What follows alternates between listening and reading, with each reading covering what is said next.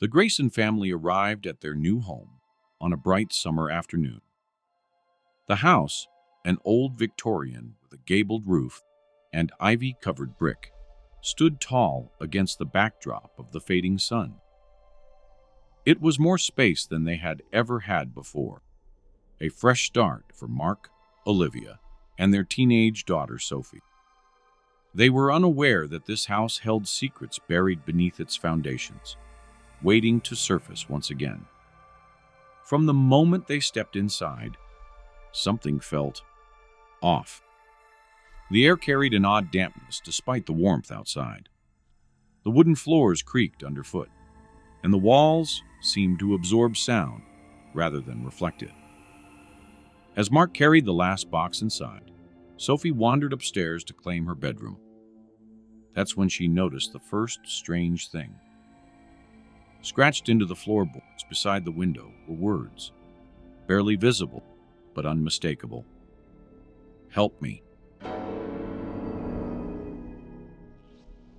That night, as Olivia unpacked dishes in the kitchen, she heard a faint tapping. She turned, expecting to see Mark, but the room was empty. The tapping came again, from inside the walls. She pressed her ear against the surface and froze. It wasn't random. It was rhythmic, deliberate, almost like words. Days passed, and the disturbances grew worse. Sophie woke up to find her closet door wide open, though she had shut it before bed. Shadows lingered at the edge of her vision. A cold presence pressed against her in the dead of night. Olivia noticed doors closing on their own, objects moving from their places, and a rancid smell emanating from the basement. One evening, while searching for a fuse box, Mark discovered a locked door at the far end of the basement. The knob wouldn't budge.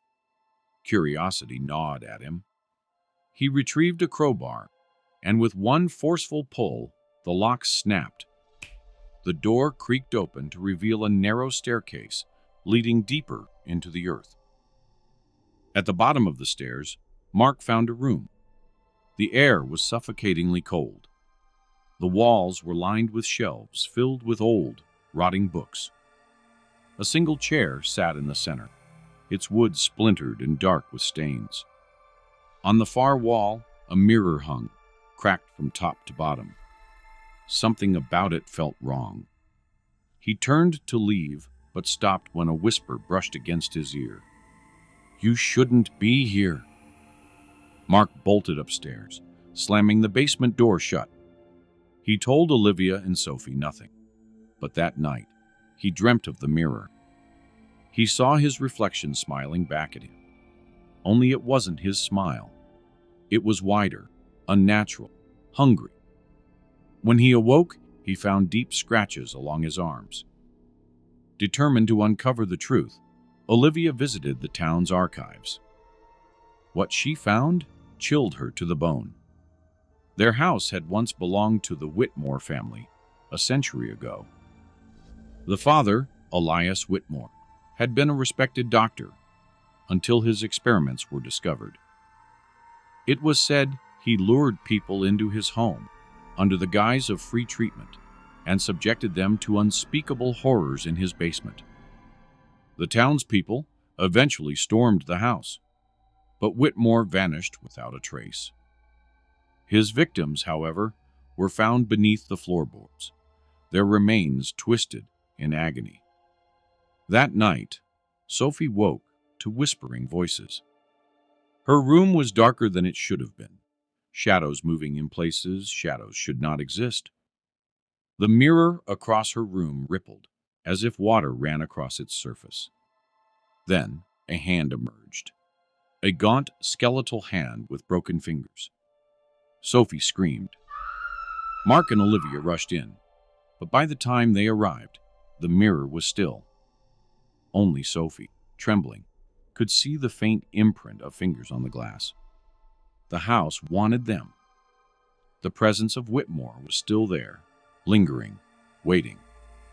The Graysons tried to leave, but each attempt was thwarted.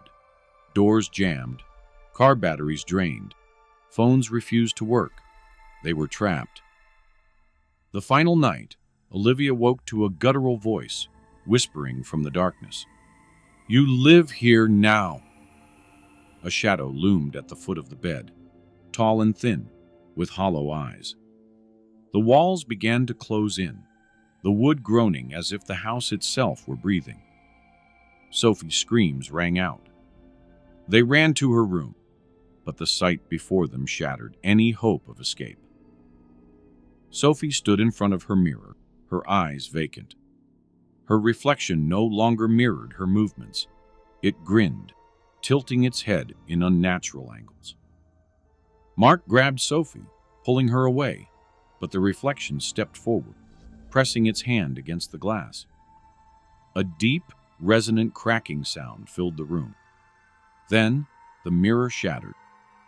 The force sent them all reeling. The walls groaned one final time before falling silent. The air felt lighter, as if a storm had passed. When they looked back at the mirror, Sophie's reflection was normal again. Whatever had taken hold of the house seemed to be gone. The next morning, they left without looking back. The house on Blackwood Drive remained standing, waiting for its next inhabitants, waiting for the past to repeat itself once more.